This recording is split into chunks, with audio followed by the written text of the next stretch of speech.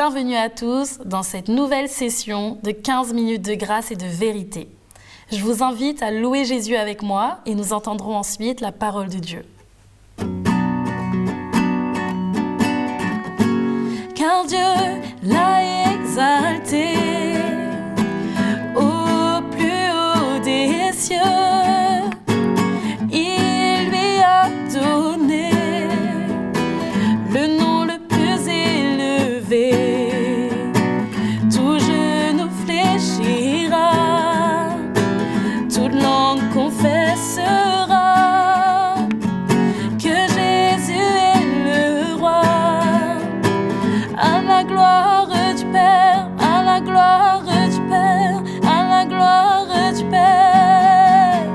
Alléluia. Car Dieu l'a exalté au plus haut des cieux.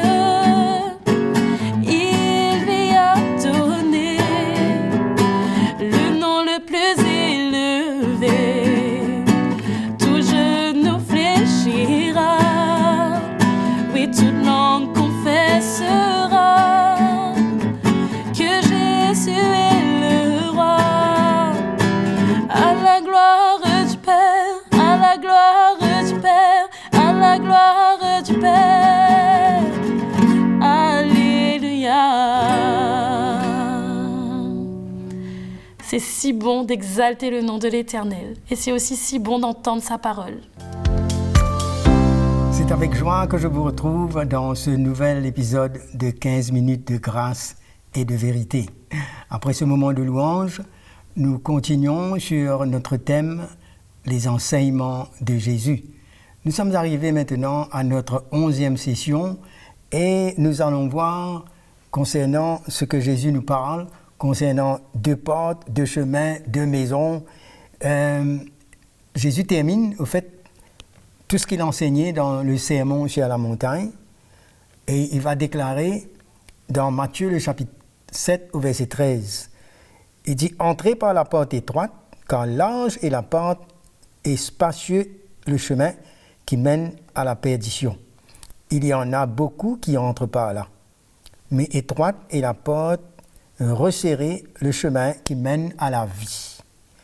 Il y en a peu qui le trouvent. » Et au verset 15, « Gardez-vous des faux prophètes, car ils viennent à vous en vêtements de brebis, mais au-dedans, ce sont des loups ravisseurs. » Alors, si on regarde bien dans ce chapitre, depuis le verset 13 jusqu'à la fin, comme quoi Jésus nous met devant un choix.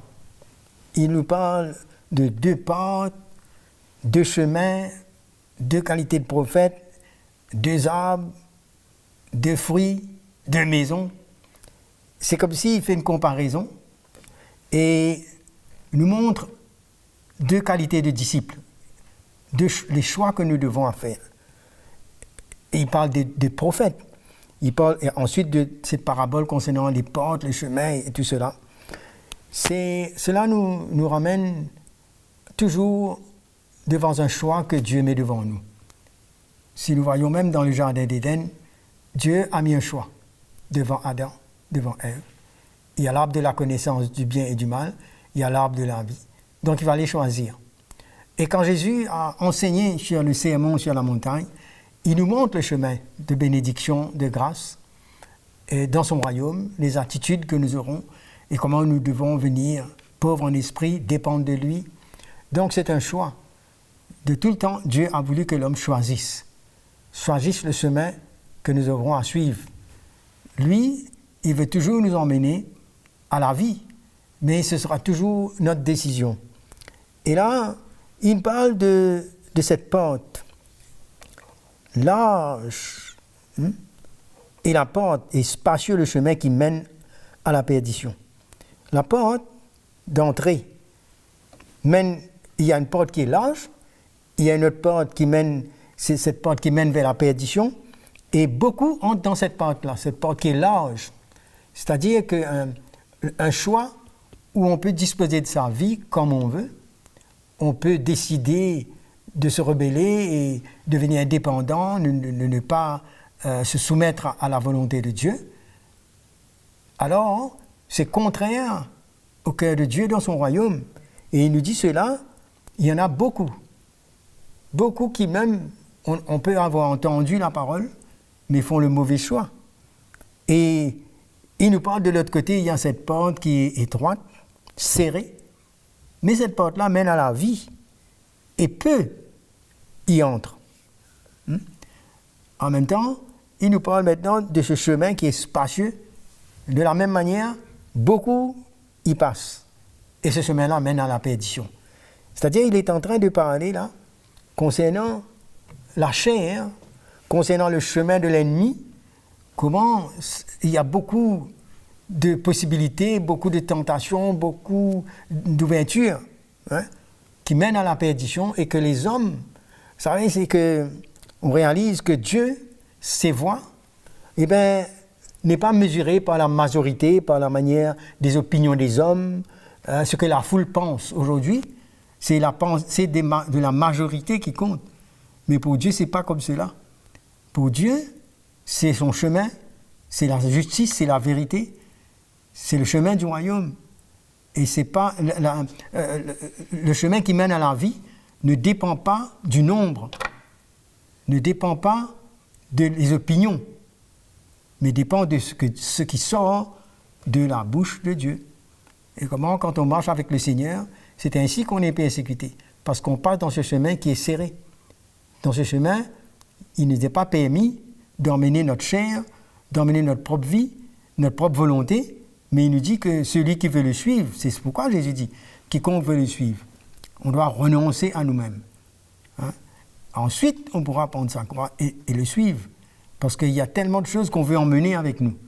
Mais la première condition, c'est qu'on renonce à nous-mêmes, afin qu'on ne prend pas un chemin qui est large, qui mène à la perdition, mais qu'on reste sur sa parole. On ne peut pas avoir des opinions devant Dieu, comme si, pour nous défendre et raisonner. Et on voit comment le peuple d'Israël a souvent eu un choix, mais ils ont fait le mauvais choix. Le premier choix qu'ils ont fait, c'est qu'ils ne veulent plus que Dieu règne sur eux. Ils ont choisi un roi. Et là, le Seigneur a compris que ils ne voulaient pas que Dieu règne sur eux, ils voulaient avoir leur propre royauté, leur propre manière de vivre. Et c'est pourquoi le Seigneur nous met en garde. Et il nous parle aussi, dans notre marche avec Dieu, qui on veut écouter. Quand il nous dit, quand il met en garde, il dit « Gardez-vous des faux prophètes qui viennent à vous en vêtements de brebis, mais qui au-delà sont des loups ravisseurs. » C'est-à-dire que dans les derniers temps, les gens aimeront entendre ce que eux ils veulent entendre, d'après leur raisonnement, d'après leur propre justice. Mais il nous emmène à discerner. Alors, il y a le vrai et il y a le faux. Et il nous dit, voilà le faux qui vient exploiter, qui va dépouiller, qui vient chercher un gain, qui vient chercher son honneur, et donc qui va vivre, qui va sortir en dehors de la sainte doctrine. Et il dit, vous les reconnaîtrez par leur fruit, c'est-à-dire leur caractère. Pas par le miracle, pas par le charisme, le don, mais on reconnaît par les fruits. Donc il y a les fruits. Il nous parle de tout bon arbre, le verset 17, tout bon arbre porte de bons fruits, mais le mauvais arbre porte de mauvais fruits. Un bon arbre ne peut porter de mauvais fruits, ni un mauvais arbre porter de bons fruits. Alors il explique comment après, tout arbre qui ne porte pas de bons fruits est coupé et jeté au feu. C'est donc à leurs fruits que vous les reconnaîtrez. Donc, il y a un choix, il y a une directive et il y a un cœur. Et c'est comme cela qu'après, il va nous dire comment plusieurs viendront et puis me dire, voilà, nous avons chassé les démons, guéri les malades, nous avons fait beaucoup de miracles. Le Seigneur dit, je ne vous connais pas, je ne vous ai jamais connu, vous qui commettez l'iniquité. C'est-à-dire, on peut comprendre ici que ce sont des personnes qui n'ont pas eu de bons fruits, qui ont vécu selon leur propre chemin, leurs propres idées, leur propre justice, qui ont vécu loin de cette soumission au règne de Christ, qui n'ont pas laissé le Seigneur travailler leur vie, qui ont vécu dans leur chair, qui n'ont pas porté leur croix et qui ont vécu une vie étrangère à ce chemin serré et étroit lorsqu'on porte notre croix et commence avec le Seigneur. Alors le Seigneur, lui, il regarde à ce qui est à l'intérieur de l'homme. Il regarde cette humilité, ce cœur brisé, ce cœur humble et qui accepte que le Seigneur prenne notre vie et nous conduise. Après, il va nous parler de la maison qui est bâtie sur le roc.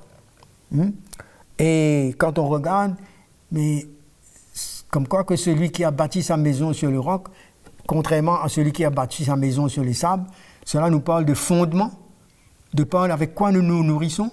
Cela nous parle de comment on a construit notre vie, comment... Et puis, quand il parle de ça, il dit celui qui ont construit sur le roc, ce sont ceux qui ont mis la parole de Dieu en pratique. Parce que si on écoute la parole de Dieu en pratique, et si on écoute la parole de Dieu et on ne la met pas en pratique, il dit, on est semblable à un homme qui regarde dans un miroir et qui après s'est regardé, il s'en va et oublie aussitôt comment il est. Donc, dans cette situation, c'est que pour construire sur le roc, ça demande un sacrifice, un temps, ça demande la persévérance, il faut fouiller pour pouvoir arriver jusqu'au fond, pour que ça tienne. Et on ne marche pas avec le Seigneur avec légèreté, mais il y a un choix de persévérance. Il faut creuser, il faut laisser Dieu creuser au fond de notre cœur pour emmener ce qui est vrai, ce qui va nous emmener à la maturité. Et alors, quand les épreuves viendront, les tests viendront, il nous dit la pluie est venue, le vent et tout, mais ça a tenu. Donc le Seigneur a un plan pour nous de construction, de restauration, de stabilisation, pour nous stabiliser bien. Et cela, c'est ce chemin étroit. C'est dans cette petite pente, c'est-à-dire qu'il y a une vie où nous perdons notre propre vie, où notre chair, on met à mort cette chair et on marche avec le Seigneur. C'est ça qu'il est en train de nous parler. C'est qu'en tant qu'un disciple, on a accepté de faire ce choix. Et c'est là où le Seigneur va nous protéger de cette route qui mène vers la perdition. Mais on pourra grandir, on pourra aller jusqu'au bout, parce que lui-même il dit, mais celui qui persévérera jusqu'au bout, n'est-ce pas, sera sauvé. Il faut aller à la fin de ce chemin qui mène à la vie. Mes frères et sœurs, mes amis, combien c'est important de faire le bon choix. Il y aura toujours deux portes, il y aura toujours deux chemins, il y aura toujours deux voies, mais le Seigneur nous appelle à porter de bons fruits, et tout cela, comme le Seigneur nous dit, mais je suis le cep, vous êtes les sarments, n'est-ce pas? On est des branches, il faut être attaché à lui, parce que sans lui, on ne peut rien faire. C'est lui qui va nous garder dans cette porte étroite, sur ce chemin serré, mais il sera avec nous. Il sera avec nous quand nous allons marcher en relation avec lui pour porter des fruits. Il sera avec nous pour qu'on puisse construire sur le bon fondement. Voilà, je vais terminer ici en priant qu'on fasse le bon choix, parce que c'est devant nous chaque jour, jusqu'à la fin, mais il nous donne sa grâce et son esprit pour nous emmener. Que le Seigneur vous bénisse et vous encourage, et qu'on puisse continuer dans cette persévérance avec Jésus. Je vous laisse ici et je vous retrouve à très bientôt. Merci. Quelle grâce d'être éclairé un peu plus chaque jour dans notre marche avec le Seigneur. Nous vous remercions d'avoir suivi cette session de 15 minutes de grâce et de vérité. Je vous invite également, si vous le souhaitez, à écrire à l'adresse qui s'affiche juste en bas de votre écran. Nous pourrons lire vos commentaires, vos questions et y répondre. Nous vous disons à très vite pour une prochaine session de 15 minutes de grâce et de vérité.